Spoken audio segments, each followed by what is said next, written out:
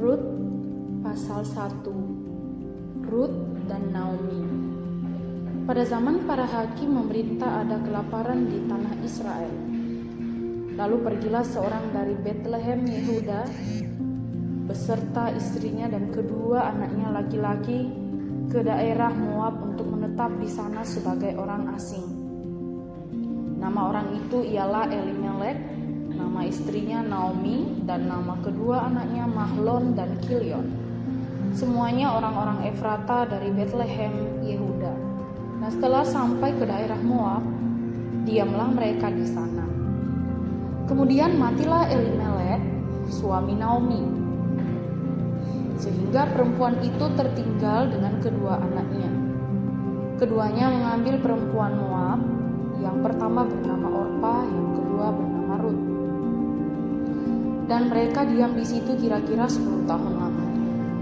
Lalu matilah juga keduanya, yakni Mahlon dan Kilion, sehingga perempuan itu kehilangan kedua anaknya dan suaminya. Kemudian berkemaslah ia dengan kedua menantunya, dan ia pulang dari daerah Moab, sebab di daerah Moab itu ia mendengar bahwa Tuhan telah memperhatikan umatnya dan memberikan makanan kepada mereka. Maka berangkatlah ia dari tempat tinggalnya itu bersama-sama dengan kedua menantunya. Ketika mereka sedang di jalan untuk pulang ke tanah Yehuda, berkatalah Naomi kepada kedua menantunya itu, "Pergilah, pulanglah masing-masing ke rumah ibunya. Tuhan kiranya menunjukkan kasih-Nya kepadamu, seperti yang kamu tunjukkan kepada orang-orang yang telah mati itu kepadaku. Kiranya atas karunia Tuhan kamu mendapat tempat perlindungan masing-masing di rumah suaminya." Lalu diciumnyalah mereka, tetapi mereka menangis dengan suara keras dan berkata kepadanya, "Tidak, kami ikut dengan engkau pulang kepada bangsamu." Tetapi Naomi berkata, "Pulanglah, anak-anakku, mengapakah kamu turut dengan aku? Bukankah tidak akan ada lagi anak laki-laki yang kulahirkan untuk dijadikan suamimu nanti?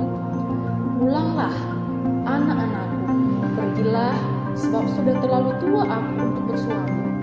Seandainya, pikirku, ada harapan bagiku, dan sekalipun malam ini aku bersuami, bahkan sekalipun aku masih melahirkan anak laki-laki, masakan kamu menanti sampai mereka dewasa?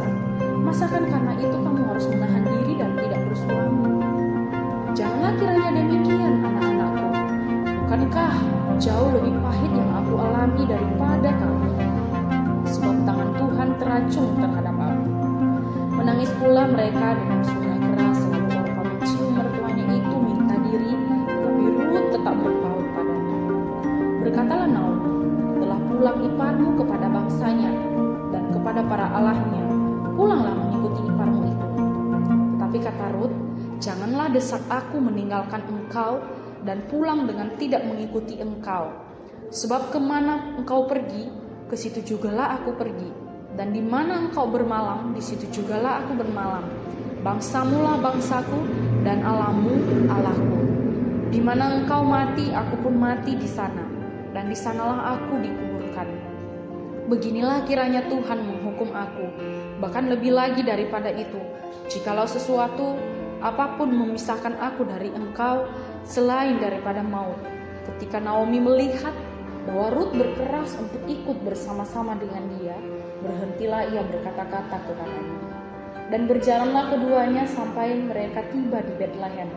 Ketika mereka masuk ke Betlehem, gemparlah seluruh kota itu karena mereka, dan perempuan-perempuan berkata, "Naomi kah itu?"